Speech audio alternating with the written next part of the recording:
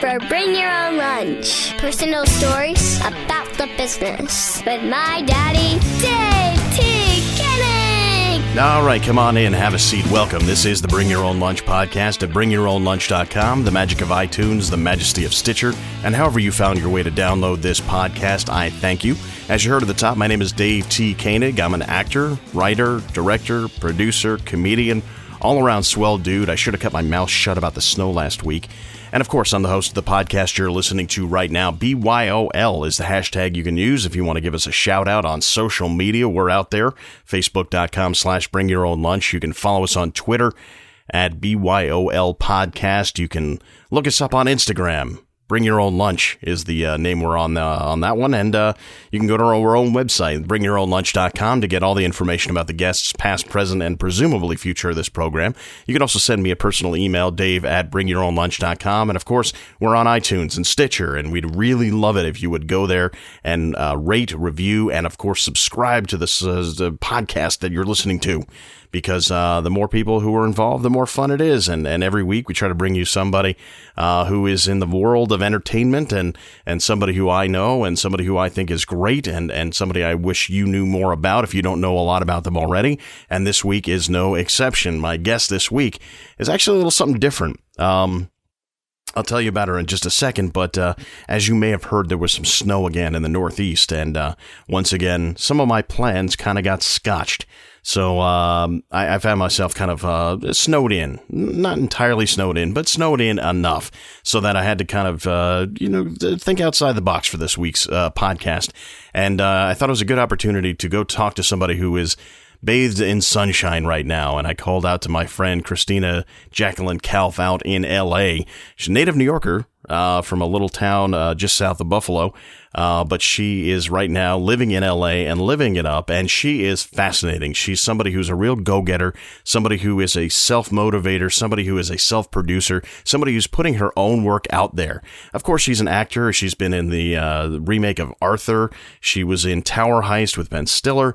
But what she's really focusing on now is producing her own content and putting it out into the world. She has become a big YouTube user and proponent, and she speaks very passionately about it. So it was worth giving her a phone call.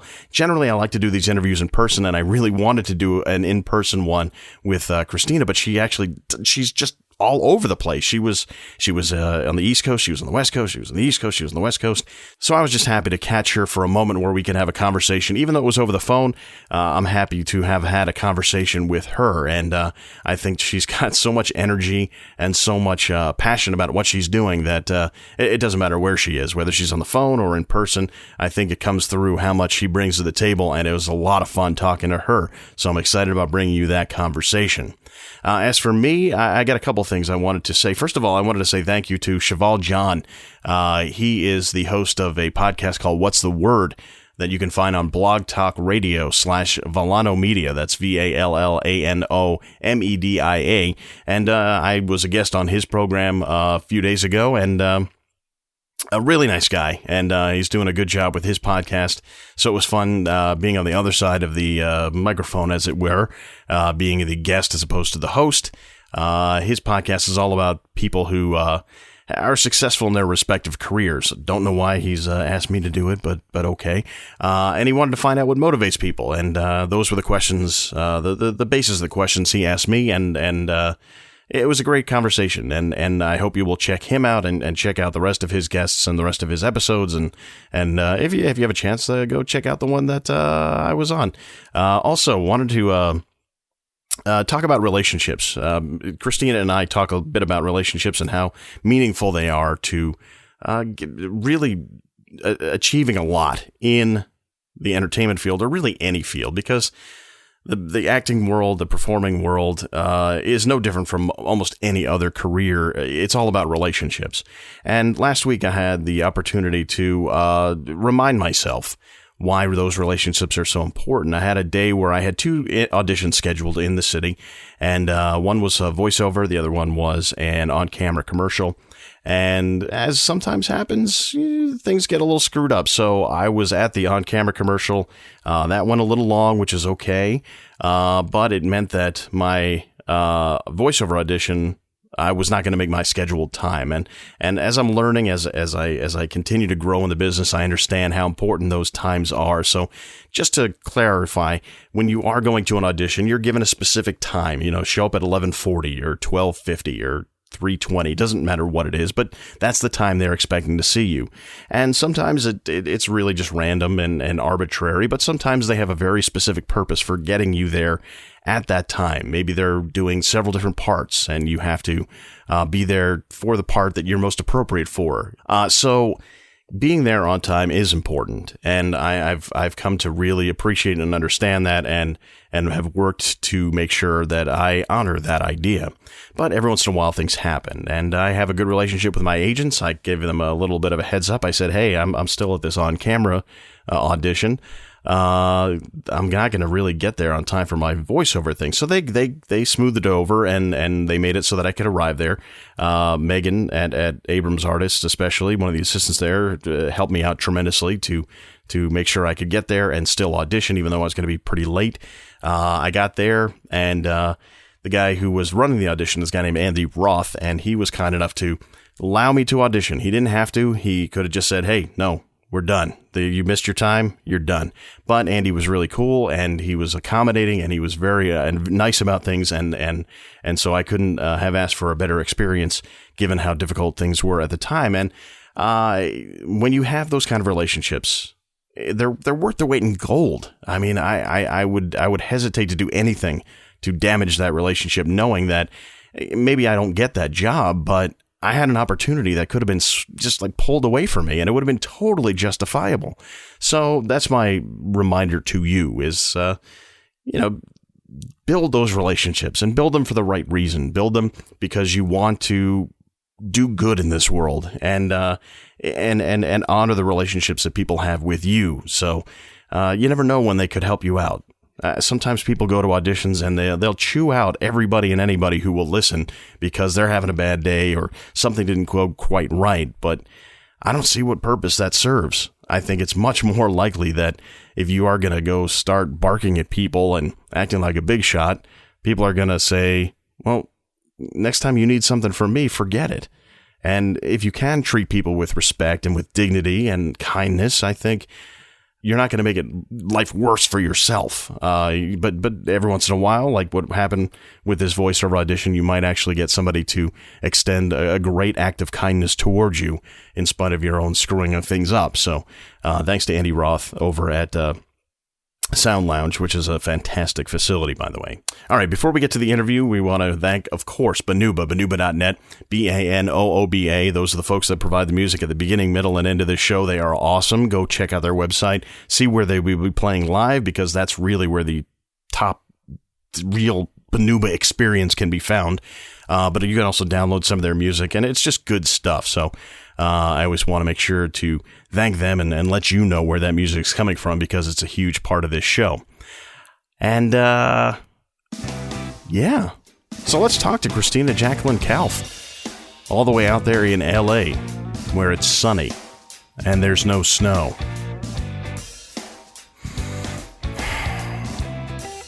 Anyway, here's Christina. Enjoy. I really wanted to do this in person, but you don't stay still for very long, do you? I know. It's not a bad thing. You sounded so forlorn when you said that. I know. Well, because I'm sad that I couldn't see you in person. Well, of course. I mean, it goes both ways, but you're, in the time I've known you, you do a lot of stuff. So do you. Well, I okay, maybe so, but it probably seems like I'm more busy than I really am. But for you, I mean, you get involved in stuff pretty quickly, and I wanted to, get to the bottom of what makes you such a doer of stuff. Yeah. Oh, you're so sweet. Well, I just really, now that I'm getting a little older, I get obsessed with certain things. Like, I'm really trying to target, about what exactly I want and go after it. You know what I mean? Not be afraid of of things with it. So like with YouTube, it's like I wanted YouTube. Almost like, how I am with men. If I want that guy, I go after it. You know what I mean? Yeah. Like that's it. It's very, it's kind of, straightforward. Yeah. Well, you said you now that you're getting a little bit older, and I don't necessarily agree you're getting really old yet, but yeah. Was that a problem when you were younger? Did you not go after things? Yeah, like when I graduated high school, it was like I want to be a famous, I want to be a superstar, I want to be an actress, I want to be a singer, I want to be a dancer, I want to be the best at this, I want to be the best at that, I want to learn science, I want to, you know what I mean? Like I was all over the place, so it's like, which is good because I wanted to be the best at everything. So, but then again, it was a jack of all trades, master of none. I did some stuff, but it wasn't like I was really choosing one thing to be my thing to focus on to then, that would eventually help me get to the next level with everything, Yeah, no, I mean, I actually can relate to that because I've done so many different odds and ends before I kind of landed on acting. And even within acting, I've done a lot of different things and try to wear a lot of different hats. And sometimes I think it's better to just focus on one. But on the flip side, right. I think it's good to have lots of life experience because, as far as we know, you only get one shot at this thing. Yes, exactly. I totally agree. Yes, the more you do, the more you know, kind of thing, which is good. Yeah. But, so I guess I support your idea and what you were saying, but also completely deny it. Yeah, I totally understand. Yeah, but I mean, and experiencing, different aspects of life, I agree with, but like the stuff I was doing was just too silly, like I guess, no, but even with the stuff I was doing, it's true. You're right. I did learn and meet different people and everything I did that inspires my writing now. Because it's like, I almost have a leg up because it's like I did so many different things and experienced a lot of things at a young age on my own that like I apply that to all my work now. Well, let's go back to the beginning. You're a native New Yorker. You're in LA now, but you're a native New Yorker. Where exactly did you grow up? I grew up in Dunkirk, New York, which is it's south of Buffalo, so 45 minutes away from Buffalo. And then moved to New York City after I graduated high school. I went to New York and then lived there, and now I've ventured out to the West Coast, but I really miss New York. New York will always be number one. New York number one. Now, you said Dunkirk, New York. I've never heard of Dunkirk, New York outside of you coming from there. So how would you describe Dunkirk to somebody who, like me, knows nothing about it, besides being south of Buffalo? It used to be like a booming town. Like, I don't know why. I forgot. I don't know. Something with like there was a lot of like shipping and stuff like that. Steel plants and all that. But then, it was kind of like almost like a Buffalo. But then they did this urban renewal, which was like really, really bad for the community. And now it's a shithole. So that's the era that I grew up in Dunkirk, was when after the urban renewal, and it was just trashed. It's like beautiful in the summer. It's beautiful. You get like 2.5 months of summer, and when those 2.5 months hit, it's absolutely gorgeous because we are right on Lake Erie. But then for the rest of we are one of like the highest population of snow in the country. Along because we're right by Rochester and Syracuse. Right. So it's nightmare, but other but I do, it's where I'm from. There's a lot of farms. Like you wouldn't think like New York would be farm, but it is, kind of like. Well, you get away from New York City. It is definitely more rural and things are slower. Yeah. And you mentioned the snow, which obviously I've been complaining a lot about because we had a couple of snowstorms. But I guess hearing your experience growing up near Rochester and Syracuse, it's probably nothing compared to what you got used to. Yeah, like New York, but see, New York City is hard because with when the New York hits New York, when the snow hits New York, it's like, oh, that's all she wrote. The trains go slow, everybody's bumping into each other. It's just madness. There's not as much people, I guess, where I'm from. So, but it is cold. But I liked it because I'm like, shoot, I'm gonna get out of school. Yes, we would get out of school for like weeks. Yeah. Did you have to were you in class in like July making up time, or how did it ever work out? No, I think they just planned for it. I know. I remember we had a week off. They would take away from the February break or something like that. You know, like they would take away in other areas where we would have had which kind of stinks, because if you plan an actual vacation, you know, you kind of get screwed. Yeah. You're like, oh man, when you're kids, you don't think about that kind of thing. You definitely don't. You're just like, oh yeah, no school, and then you know you don't think about life planning and things like that. So yeah, I understand why my parents exactly. weren't always thrilled about it. Cool. Yeah, that's true. Your school up there, did you have opportunities to perform, or what was it like? When did you think about, hey, performing is something I want to do, and how did that take shape? When I was like 3 or 4 years old, I know it's so silly of a story, but I don't care, it's my story. I'm a very boy crazy girl. I still am to this day. I was born that way. Some people are born gay. Some people are born, you know. When you say you're boy crazy. I love men. I've always been very boy. I had a lot of crushes growing up, you know, like a lot of boyfriends, but then I was boy crazy kind of girl, you know? See, I actually was a very young, I got started young in terms of having romantic feelings about girls in my class. Yes. But I couldn't actually say that I had a lot of girlfriends. So I guess my experience is similar, but not quite as successful, I suppose. Well, so, you know, when I say boyfriends, I mean, like, you know what I mean? Like, you know, you just call them boyfriends. Oh, okay. Like innocent, like 6-year-old kind of, that's my boyfriend. Yeah. Exactly. My 6-year-old daughter, you know, she has a boyfriend. The boy has no idea that he is her boyfriend. But yes, that's like me. Okay, Me and your daughter were very, very similar. Yes. But that's so cute. He doesn't know that he's the boyfriend. She has an unrequited crush on one of her schoolmates, and he barely talks to her, and it upsets her so much, and it's the most adorable thing in the world. Oh, that's so cute. Yeah, I feel bad, but at the same time. All right, so getting back to it, performing and being boy crazy somehow meshed together. How did that mesh together? Oh, yeah, sorry, I completely... No, I took you off track. That's all on me. That's totally on me. So, what's it called? I was really boy crazy, and my mom took me to go see Home Alone, and I freaking fell in love with Macaulay. I was like, oh, I want Macaulay Culkin. What does he do? Like, what does he do? I want to be that.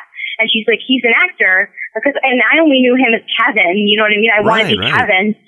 And so I'm like, what is Kevin? That's what I want to be. And she's like, he's an actor. And after that was like, I think I must have like Asperger's or something, because I'm like very one track mind. When I make my mind up about something, it's like, that's it. So ever since that moment, that was it. I wanted to be an actress, and I stuck to it. And that was what I wanted to be. And throughout school, actress. And I just stuck to it. That was who I was. That's what I wanted to be. How old were you when you saw Home Alone? Sorry? How old were you when you saw Home Alone? Why are you trying to date me? No. No. Okay. I'm not telling you. Were you under 10 or were you over 10? Yeah, I must have been like three. So if anybody actually takes the time to figure out the math, it was like 3 or 4. You saw the revival when they brought it back at the 10-year anniversary. Yeah. Exactly. Yeah. So it must have been like 3 or 4. So you're very early. I mean, that's really early to decide that's what you want to do. I remember the moment. I remember where I was. This is probably one of my earliest childhood memories that stuck with me for life. I remember being in the car. I remember standing in the parking lot. I remember looking at the movie theater. I remember asking my mother this question, and it's odd that I just remember this moment. It must have been a really impactful moment. Like I said, I must have Asperger's or something, because I really, like, that moment I remember, and it stuck with me for the rest of my life. Like, not like, you know, my love for Macaulay Culkin faded, but the desire to be an actress, you know, entertainer really stuck with me. It stuck with you some 13 years later. You're still at it. Asshole. I just made you 21. I get that's a good age. Yeah, 21. Yeah, that sounds about right. All right, so all right, so the school you're at, did you have opportunities to perform and sort of express those feelings, or? Well, yeah. I mean, like any normal high school, we had, I came from a big music town. Fredonia State is a college around my area that's big into music. So we had a good music teacher in high school. But, they didn't really know, they knew a lot about music, which I completely forgot. I knew how to do music theory and all that stuff, which I got that in high school, which was cool. But, I didn't remember. I don't remember it now, unfortunately. But we didn't really get a lot of good acting training. And I remember doing the musicals. We would do musicals, no plays or anything like that. Which ones did you do? Oh God, we did Oliver. We did Les Mis, Grease. You did a whole Les Mis? Yeah. Was it scaled down, or did you have enough people to really do like a full Les Mis? Yeah, we did. We were such a great energy I had when I was a junior. Yeah, and it was everybody was really, really into it. Yeah, we did the high school version of Les Mis. Wow. Yeah, we were really big into music, so it was, musically, it was really, really, they really did a good job. That's great. What was I going to say to you? Yeah, I remember I played Eponine in that, and I remember being backstage and thinking, oh my God, there's something more to this. There's something that I'm not tapping into. I just kept thinking that over and over. There's something I don't understand. I'm not doing this accurately. I'm not playing her accurately. This is not how it's supposed to be. I want to be just intuitively. I got those feelings that I wasn't tapping into what all could be. Sure. And, then I started to look outward. The internet started to get bigger. So I was you could look on the internet for programs that were around the country. So I went to CLA and did a summer there with their acting institute. And that was really shell shocking for me because I'm from a very small town where, you do acting and stuff, but it's nothing really like the kids in, the cities get. Like they get to see the actual, everyone else in low downtown, they get like you get the tour version. Yeah, exactly. The tour version. So how old were you when you went to that UCLA program? I was a junior going into senior year. Wow. And what year was that? I'm just kidding. Asshole. I was a junior going into senior year, and then I kept auditioning for this summer school of the arts that I heard about. It was for high school, New York Summer School of the Arts, and I didn't get in when I was a sophomore. I didn't get in when I was a junior, but I just kept auditioning. And by the time I was a senior, I got in. It was the top 32 actors in the state. Wow. In high school. So, and then when I went, that was UCLA did open my eyes, but not the way that the New York State Summer School of the Arts program did. That was when I was like, this is what I was missing. They taught us different things. And at that point, the people there, I applied to 9 colleges, 9 different programs for musical theater and theater acting, and I didn't get into one of them. And because I don't think I had the skill. I didn't have the, I wasn't that smart. I didn't really have anything going for me. After I did the New York Summer School there, they were like, oh, you should go here, you should go there. But it was already too late. I just started to grasp what acting was, but it was, I already had picked my school. So, which was the American Musical Dramatic Academy, which wasn't terrible, but it wasn't, it brought me to New York. That's what was great about American Musical Dramatic Academy. Sometimes that's half the battle. Now that New York program that you did when you were a senior, where was that? That was in New Paltz. I think they do it differently every year, but I think it's pretty much New Paltz.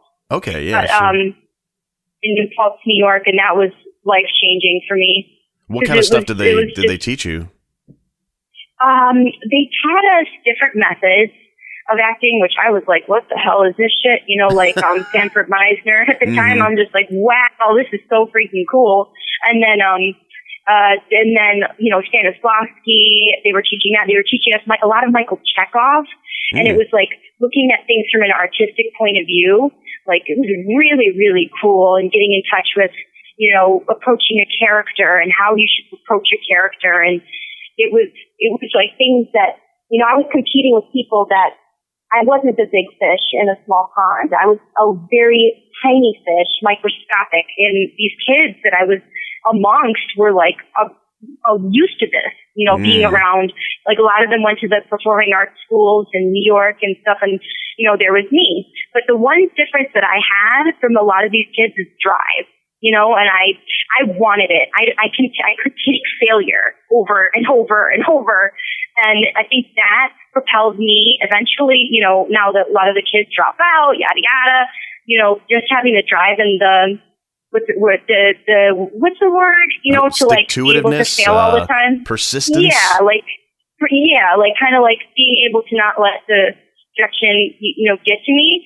It's kind of like watch, like the talent like grows, you know? Sure. I think that's one of the biggest hurdles that anybody who's going into performing has to reconcile is the idea of being told no over and over and over again. And it's how you look at it is really what matters.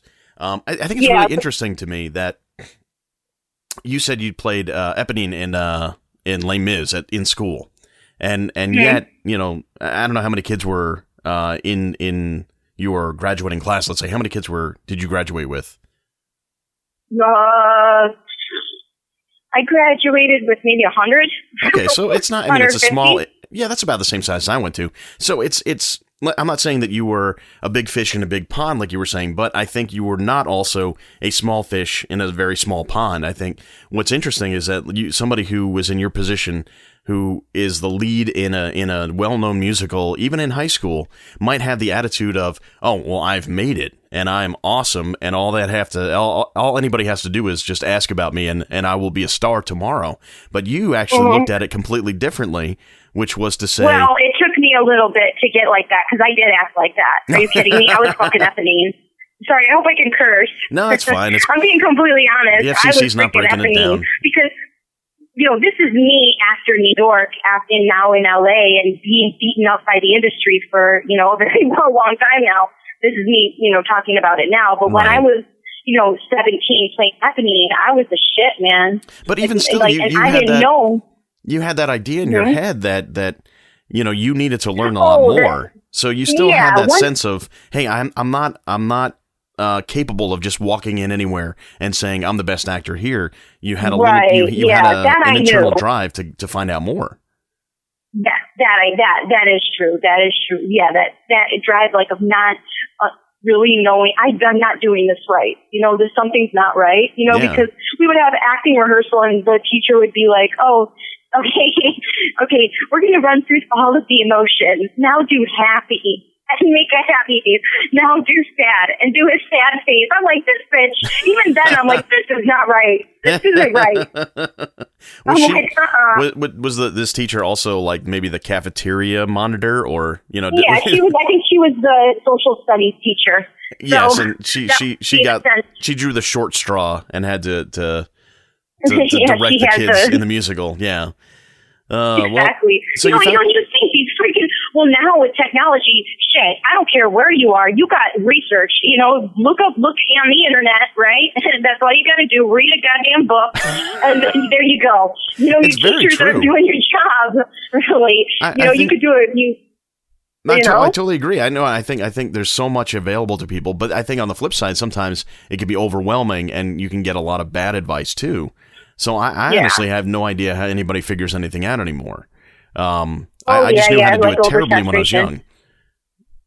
You know, I didn't know how to. You know, I was terrible doing book reports because it was really hard to look up stuff at the library. But now you can get a lot of stuff very easily, but you can get a lot of bad stuff too. So I don't know. Yeah. So you came down to New York City, and you went into the American. I always get this name. I always get these acronyms wrong. You went to American Musical Dramatic Academy. So it's AMDA. Yeah. Yeah, and you say that you had the background in doing musical theater, and you also had done some music theory, but did you really necessarily think you were going to do musical theater, or were you really more driven to acting? I wanted to do it all. I wanted to wanted to sing, and I wanted to dance, and I wanted to act. I wanted to do it all. And I just thought, and then I was like, what program can I do it all?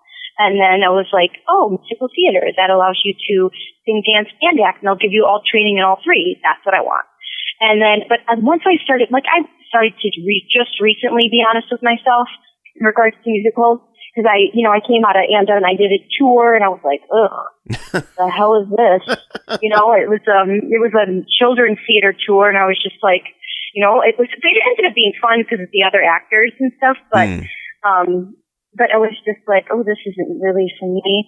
And then, I kept trying to do musicals, and because I like singing, but then eventually I just started to become less and less and less and less. I'm not a big fan of musicals, to be honest. I think some musicals I really like when they're kind of more exciting, like, Book of Mormon, or, some of these hipper, newer ones. But these old classics, if you see them once, it's like all right, I've seen it once. We don't need a freaking revival. I'm bored by it. But, a lot of people love it. So I guess it's just not for me. Yeah, I tend to feel the same way about musicals. I did musical theater in school, but I think if I ever do another musical again, it will be because I backed into it, because I got, an opportunity doing something else. And they're like, hey, do you sing? And I'm like, maybe a little bit.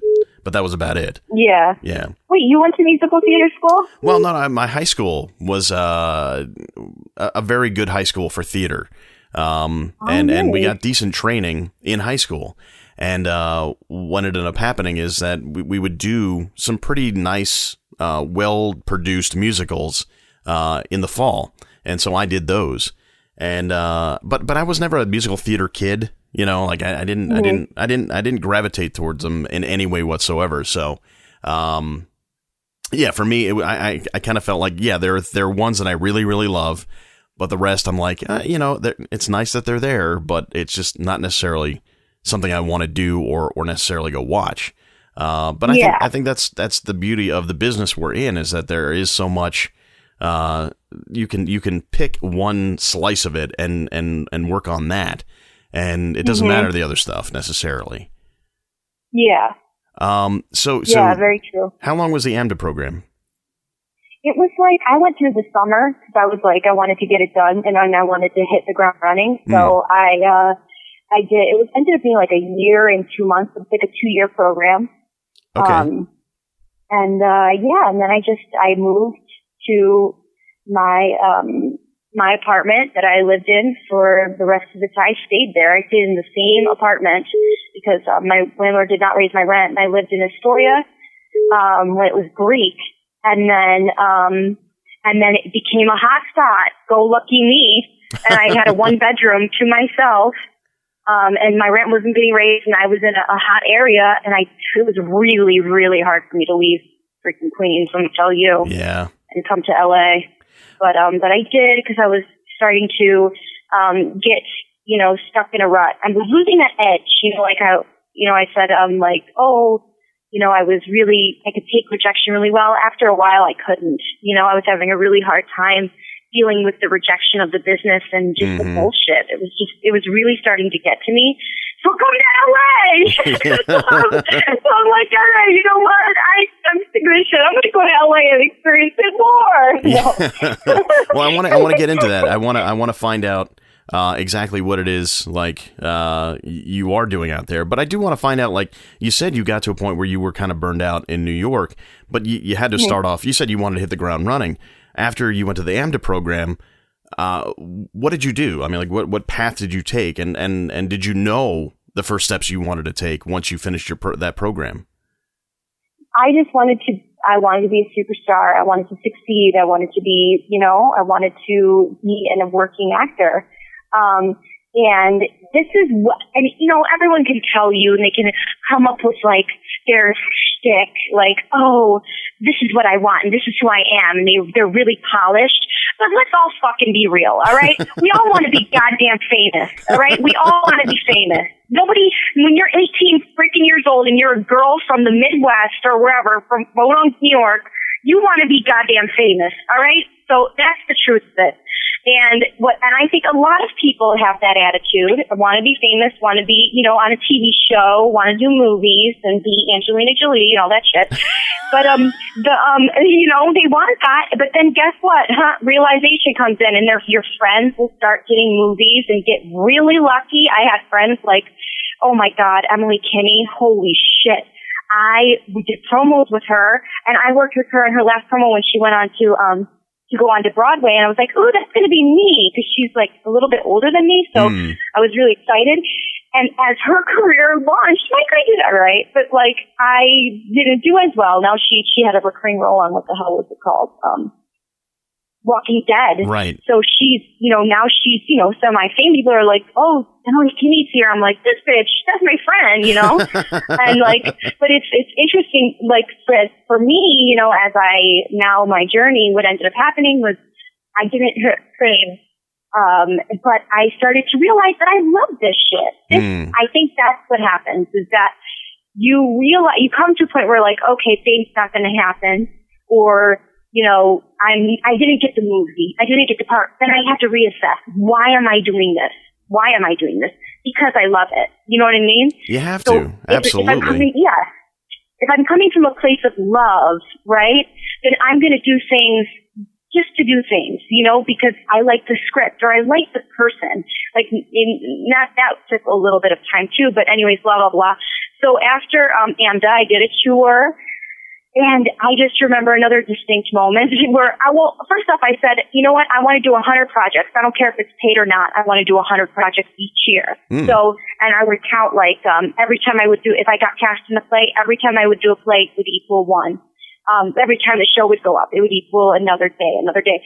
So my goal would hit 100, and it didn't matter. Wow. And because of that attitude, I didn't give a shit. If I didn't get something, it's just another audition. I wanted to hit that 100. Right. So, I got the movie Arthur with that attitude when I played with Russell Brand. And, that was, the movie. When I did that, I was also, another thing that happened was, I went home. And my family's very funny. Like, they're just, big fat Italians. So, like, I went home and they were funny and being funny, and, like, they have an accent. They like, oh my God, that's so bad. They all talk like this, and they're all really funny, and they laugh all the time. So I just was like, I came back from coming home, and I just started applying that to my work. Like, I did a Target commercial because I just went back and mimicked my mother and my uncle, and I was just like, oh my God, so la la la, and I booked the job. So I'm like, oh wow, this is something. So I did that in Arthur, and that got me that, and then I was like, oh, this is funny, maybe comedy's my thing, yada yada. So I started my web series, Bad Girls Ball, and I kept doing more comedy, and I do, straight plays and stuff for fun, but comedy seems to be like, kind of fun for me to do. So before that, you hadn't even considered doing anything comedic on purpose, I guess. No. Wow. No. Because my family. I think I came into, I think you and I got to know each other after you maybe made that decision. So because I was starting to notice things you were doing, and we became friends on Facebook, and I was like, oh, you're a total comedy person. So it kind of blows my mind that you really hadn't gone that route, because you're very naturally funny, and it seems like such a natural. Yeah, like it's my family. It has a lot to do with that, because I just kept, going home and then applying what they were doing, because like that's how we acted. So like it's just, I was raised with funny people. So I'm like, oh, and they're like, oh, you should do SNL. It's like everything was always comedy in my mind and everything, and then it's like embracing it. That's like, I love comedy, but I'm doing a dramatic play right now, for myself. But shit, if people want to book me in comedy, I'll freaking take it all day, all night. Yeah, I'll be comedic actor. Hell yeah. Thank you. I'll do it. It's like. That's it. Crack me up. All right. So now you mentioned Bad Girls Ball, and what was the inspiration for starting? Well, first of all, how did you even get into the idea of putting your own videos up on YouTube to begin with, and then what inspired the idea of this Bad Girls Ball? I don't know. Oh my God. I don't even know how that started, like why I thought I was going to do Funny or Die. What am I talking about? Funny or Die.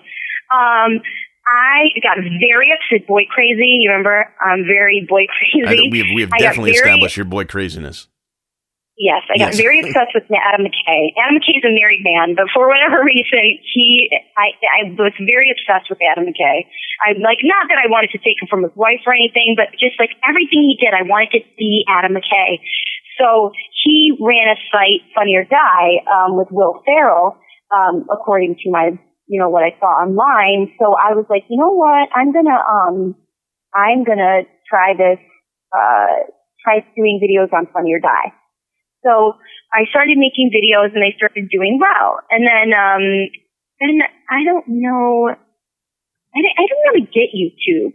I didn't really get it. I was just like, oh, people post videos on there. I don't remember what I saw that made me switch to YouTube or do both, but I remember I started on Funny or Die, with a character. I wanted to win this contest to meet Judd Apatow or something. And was that a real thing? I mean, was it a real thing, or did you make up the idea that someone could win a chance to meet Judd Apatow? No, there was a contest. Oh, it was a contest. Oh, okay. There was a contest. That's a good kick in the pants, I suppose. If you want to. Yeah. If you need one, yeah. And oh God, I was so psycho. So I made up this character. And I put it online, and I literally watched it probably 80,000 times. I heard it so much so like I would literally I went on vacation with my parents. I would go on vacation. I went down to the computers and I pushed to rewatch it, for a month straight. I couldn't move the right side of my body, and I didn't win. I had the highest views. And I didn't win. I was so upset. Maybe they realized it was all you just clicking the mouse over and over and over. Maybe, but back then, like when Funny or Die was the prevalent one and YouTube wasn't. I mean, what were they really monitoring? I mean, come on. Maybe they did. Maybe that's why I lost, because I was really clickbaiting the shit out of that one. Well, man. You can't fault you for trying, I tell you. I don't blame myself shit. I wanted to win. I'm like, I'm going to do whatever I can to win this competition. But yeah, they didn't pick me. But then I was like, ooh, this is cool. So I started writing more and more, and I found Adam McKay on Facebook. So I started, bugging him on there. Mm-hmm. And luckily, he was not very mean to me. He just didn't write me at all. And then I wrote this piece, and that's when I started to keep putting on YouTube, because I think through doing YouTube, I started to see subscribers and views and stuff. And I met other people that did YouTube.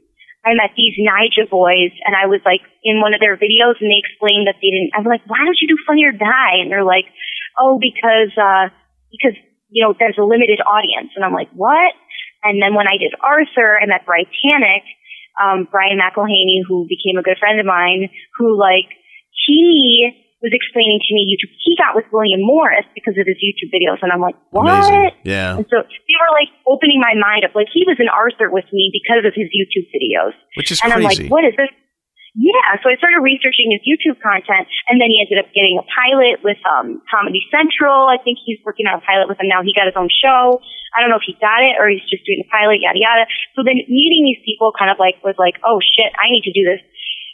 So, and then watching my friend James Chen, another guy, he blew up on the internet, a lot of Grace Helbig. Oh, shit, man. Yeah. She wasn't a friend of mine, but I knew her through circles. She has her own show now, and she really took YouTube serious. And so seeing other people do it, then I was like, okay, maybe I should take this a little more seriously. Anyways, blah, blah, blah. So, I just kept creating. And then at first I started with my webcam, and I found a guy, Eddie Fernandez, Eternal Eye Entertainment. I met him on MySpace. And he had a DVX 100A, and he was like, look, I'll shoot whatever you want. And I'm like, really? Wow. I'm like, okay. So I had this idea for XXX the Bad Girls Ball, which was really stupid, but I felt like, I'm an outlaw to society. The XXX meat is symbolic, Well, it's which catchy. Really, really bad. What do you say? Well, I mean, it's catchy. When you see that, it's like, well, wait a minute, what's going on here? So from a marketing standpoint, exactly. It's pretty smart. Well, it is, but it's not. Now I'm really involved into the YouTube culture now. I basically live at the YouTube space in LA. And it's okay. It is a good idea. It is smart, right? But at the same time, you're clickbaiting people. And I eventually learned this. Basically, I was getting an audience that wasn't listening to me, and I was creating content for people that were looking to jack off. You know what I mean? Sure. Like, yeah, well, I guess so. Yeah. So, in a way it was smart because when Facebook was really like allowing YouTube videos to like shine in their algorithm, my Facebook friends would watch my stuff and be like, "Oh, I get what you're doing." And they would drive like more like normal people to my thing. But now that Facebook's kind of like changed the algorithm, it's not really, I had to revamp everything. Interesting. And now I'm kind of on the right track. But yeah, anyway, so yeah, my symbolic message did get me views. It did get me views. It did get me some subscribers, but it got me a lot of subscribers that I did not want. So. It does. I mean, you put it that way, and it makes a ton of sense. And you put yourself out there pretty heavily. And if you, I'll put the link to your channel on the webpage. You better freaking subscribe, people. No, just kidding. So people can see exactly what I mean when I say you put yourself out there pretty heavily. I mean, you take a lot of risks, and you open yourself up to a lot of commentary from other people, I guess you could say. How do you handle that? I love it. Are you kidding me? Engagement's the best. That's like, it's a whole culture that that you can learn. Like, if anybody out there that's listening is interested in doing YouTube videos, I suggest going to the YouTube spaces if you're in the New York area or in the LA area and like taking the free classes. They have free happy hours where they have like free booze and food. You can network with other users and, also, classes where you can learn how to engage, how to like do brand deals, how to like, create content on low budgets and learn from I'm learning some insane stuff in LA and it's helping me grow as an artist and as a YouTuber and as a content creator as a whole, it's, but anyways, what the hell was I saying? Why did I say saying that? I forgot. Having an audience and the engagement. Yeah, you need I get actually compared to, oh my Lord, you should see, compared to some of the users, I actually get very positive, engagement because some people, it's like, because I engage, like if you write me I comment back to every single person that comments on my videos. At least, I try to.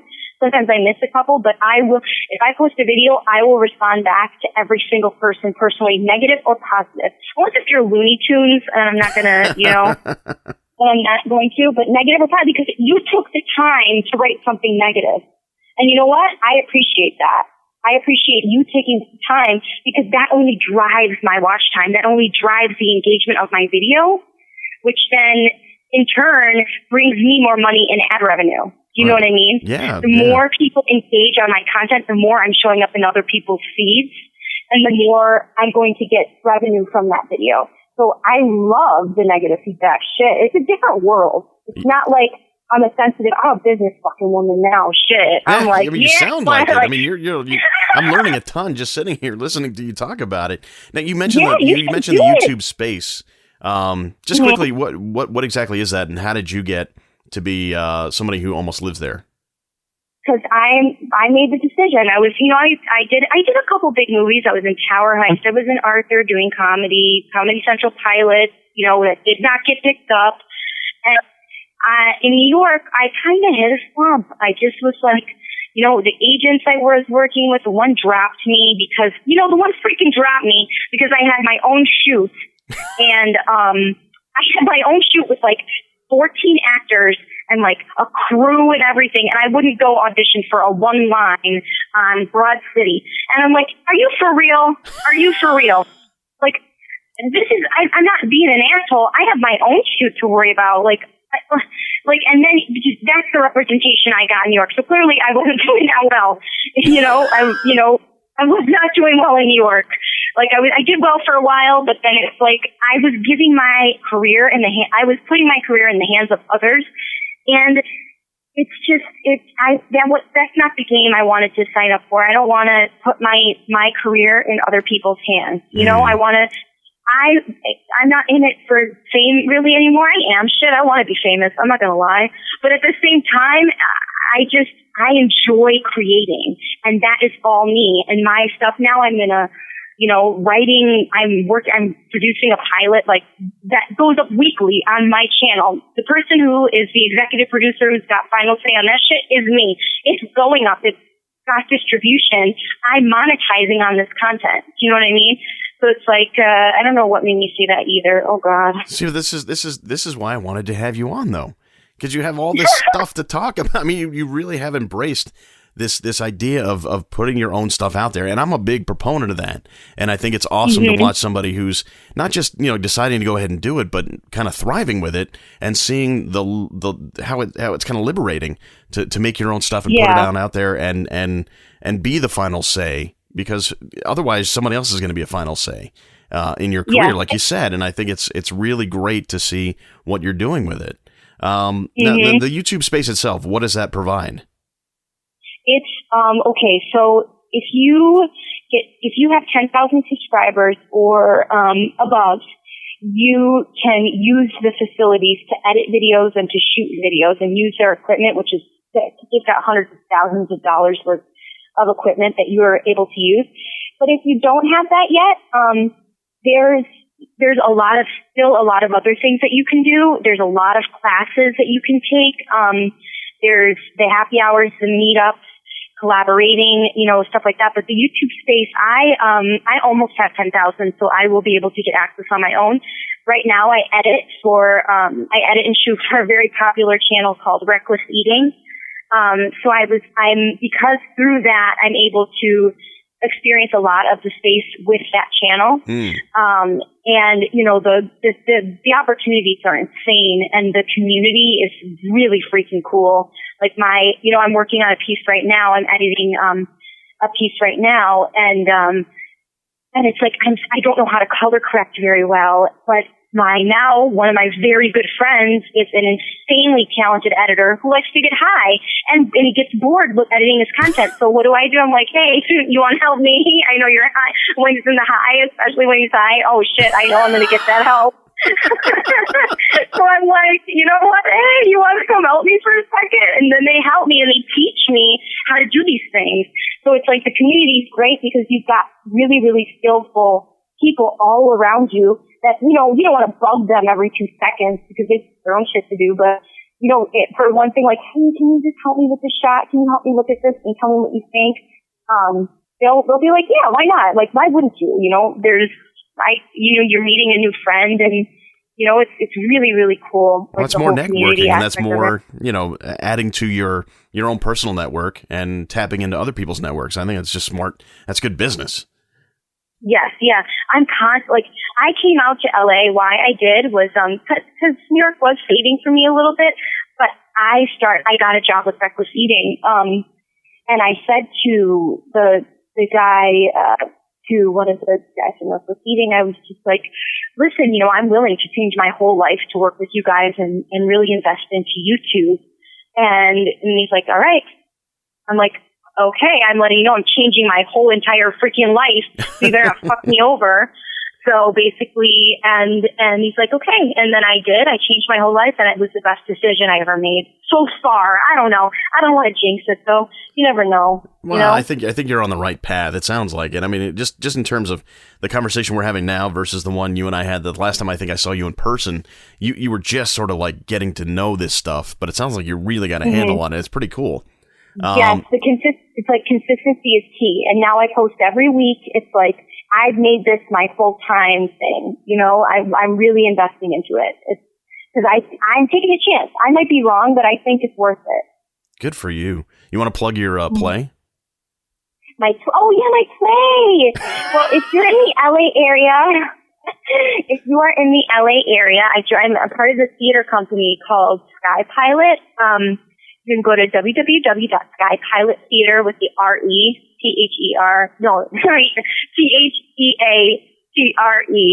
THEATRE.com. We'll get it right on the website. Yeah, and it's going up for 5 performances. It's the February 21st, the 20th, 21st, 27th, 28th, and 1st or something like that. I'm glad you're really on top of where you'll be. Now the curtain doesn't come up on you and it's like, where's Christina? I try to make a video to get people to come too, because I don't really know many people in Los Angeles. So I was like, if you're in the LA area, come. But there's a code Apocalypse, which would get you tickets for $10 as opposed to $15. Very cool. So, yeah, so come see my play or hit me up online, Bad Girls Ball, you know. Oh, you went into your plugs all by yourself. I was about to lead you into the plugs, but you're already on it. Oh my God, I'm a constant plug. I should be goddamn what's the outlet, because I'm like you're always freaking plugging. Plug. Exactly. I'm always finding my plugs. Yeah, because I'm trying to get to 10,000 now, Dave, and it's really driving me crazy. All right, so we're gonna try to do our best to help you get to 10,000. That's what I'm we're doing. So close. I'm so close, and I don't need to rely on the restless eating guys anymore. All right, so tell me, and by extension, tell the world how people can be in touch with you, see your work, and all that good stuff. Pretty much any kind of social media outlet. I have my hand is permanently glued. My phone is permanently glued to my hand, so you will be buzzing me instantly. If it could be inserted into my body, I probably would do that. Well, that's a totally different production. Oh my God, that was sick. Oh my God. All right, so where do people find you online? Just go through it. Just tell people. Yeah, Facebook. Just look up Christina Calph. And it's CALPH, yeah. CALPH. Facebook.com/Christina Calph, or Christina Calph, Jacquelyn Calph, Bad Girls Ball. If you type in Bad Girls Ball, you'll find me. YouTube, my series is called Bad Girls Ball, but if you just type in my name, you'll find me. It's really easy to find me. You just can't be lazy. You just got to do it. Just do it. You just help a girl out. That's your whole credo. You just got to do it. Yeah. You can't be lazy. Yeah. Well, good for you. That's really it's hard. But you're doing good. Really you're doing real good, and I think I'm excited for you. I think things are going really well, and you sound like you're on the right path. Yeah, finally. I think I took a 6-month break from reality just to be miserable and get fat. So I did that. I went home. I was like, you know what? Fuck this life, But then now it's like, you know what? I just got that new vigor, I want to hit the ground running. I want to get a side job again. I want to start auditioning again. I want to build my channel. I want to entertain. I want to write, but I want to do it sincerity, not just talk about it. That's something that was a problem of mine, where it's like, I'm going to do this and I'm going to do that, and I wouldn't do it. So let's see where it goes. Keep up the good work. I hope so. Hey, thanks for doing this. I really appreciate it. Yeah, thank you for having me. Next time in person. Are you going to be in my video? You want me in your video? I will be out there if you pay for the flight. Yay! I love it. Christina Jacquelyn Calph. If you could bottle up that energy, I think you'd be okay if there was ever a 2-month power outage. What a bundle of energy, and if there's anybody who gets this business, it's her. I think she is becoming a force unto herself, and it's exciting to watch, and I'm glad I got to spend some time talking with her today. Even though it was over the phone and not in person, I'm still glad that we got to do it. So if you want to check out and follow and be part of the Christina Jacquelyn Calph experience, you can of course find Bad Girls Ball at youtube.com/badgirlsball. She mentioned Reckless Eating. That's youtube.com/reckless eating. On Twitter, she is Christina Calph. That's ChristinACalph. She's on Instagram at that same name, Christina Calph. On Facebook, she's Christina Jacquelyn Calph. So there's a little switcheroo there. And of course, you mentioned the play that she's doing out in LA later on in February. It's called Alternate Endings. You can go to skypilottheater.com for all the information about that. Thank you, Christina. It was great talking to you. I look forward to talking to you in person whenever our respective paths allow for that to happen, and hopefully it's sooner than later. That about does it for another edition of Bring Your Own Lunch. Glad you can join us. Thank you. Don't forget to check out Banooba.net, Banooba. Find out where the music for this program comes from. Download some of their music, see where they will be playing live. And don't forget to go to our website, bringyourownlunch.com, for all the information about all the guests that I've had on this show, past, present, and presumably future, as well as show notes for each one. You can also send me a personal email, dave@bringyourownlunch.com. I'd love to hear from you, love to get feedback and all that stuff. And if you're more of a social media type, you can find us on facebook.com/bringyourownlunch. You can follow us on Twitter @BYOL Podcast. You can find us on Instagram, Bring Your Own Lunch. And of course, if you really want to help us out, go to iTunes or Stitcher or wherever you get your podcast from and rate, review, subscribe. Say something nice about us. Even if it's the most pandering thing you can think of, I will still like it. And if you are going to give us a rating, give us the most stars you can, because that's what helps us out the most. But if you hate us, just go away. But if you do like us, say something nice, rate us highly, because that really does help us out in terms of the whole iTunes thing, which is mysterious and strange, but we do know that good reviews and good comments and good ratings do help us out.